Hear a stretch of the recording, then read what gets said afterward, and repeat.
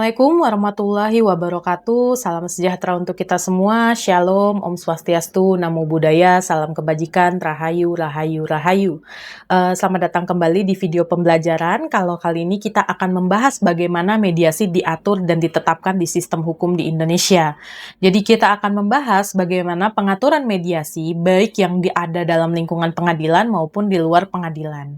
Nah, untuk dalam pengadilan, itu sebenarnya mediasi punya pengaturan yang sejarahnya panjang banget, sampai akhirnya gitu ya, melalui peraturan terbaru lewat peraturan Mahkamah Agung itu ditetapkan kalau setiap perkara perdata itu harus terlebih dahulu menempuh tahapan mediasi sebelum nanti kemudian dilakukan pemeriksaan di persidangan. Nah, tahapan awal itu disebut dengan nama pramediasi. Jadi ada hakim pemeriksa. Nah, hakim pemeriksa ini akan mewajibkan kalau para pihak untuk menempuh mediasi dan memilih mediatornya. Nah, mediator ini bisa dari kalangan hakim ataupun mediator yang non-hakim tapi punya sertifikat. Selanjutnya, kita akan masuk ke tahap mediasi. Tahap inti yaitu di mana mediator akan memfasilitasi pertemuan untuk mengidentifikasikan masalah dan mencari solusi yang dapat disepakati bersama.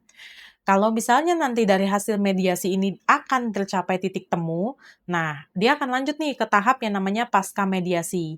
Pasca mediasi itu nanti kesepakatan yang sudah diperoleh itu akan dituangkan dalam akte perdamaian. Akte ini akan sangat kuat dan memiliki kekuatan eksekutorial atau kekuatan untuk dilaksanakan gitu ya, yang sama dengan putusan hakim yang telah berkekuatan hukum tetap. Jadi dia sifatnya final and binding. Jadi secara ilustrasi kalau misalnya bisa dibayangkan, ada seseorang yang melakukan, gugatan perkara. Dia masuk ke pengadilan, ketemu hakim pemeriksa, diarahkan untuk lebih dulu melakukan mediasi. Kalau mediasinya nanti ketemu solusinya, berarti dia nggak perlu lagi bersidang, tapi langsung dibuatkan akte. Tapi kalau misalnya ternyata mediasinya mentok, nah baru kemudian diserahkan kepada para pihak lagi gitu ya, dan akan dilanjutkan ke pengadilan untuk persidangan. Untuk mediasi yang di luar, pengadilan gitu ya, atau istilahnya non litigasi gitu ya, ini sudah berkembang sangat pesat sebagai alternatif yang lebih fleksibel.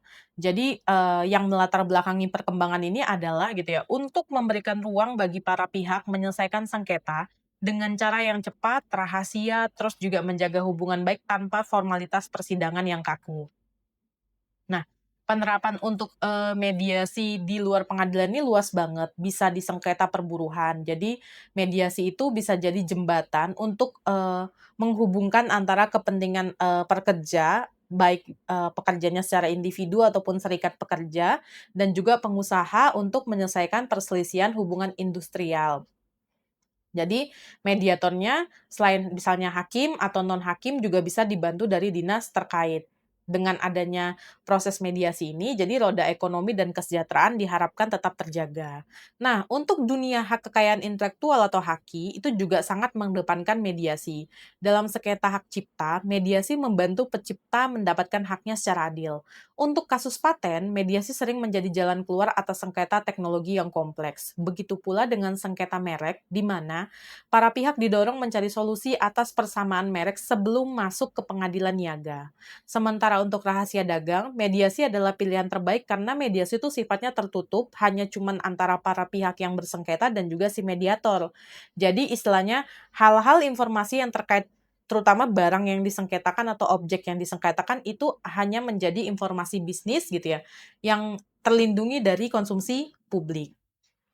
Nah, untuk di luar pengadilan itu juga ada namanya, mediasi untuk sengketa konsumen. Jadi ada lembaga khusus kalau misalnya konsumen merasa dirugikan, nah konsumen ini dapat menuntut haknya kepada pelaku usaha dengan proses yang biasanya gratis dan juga cepat.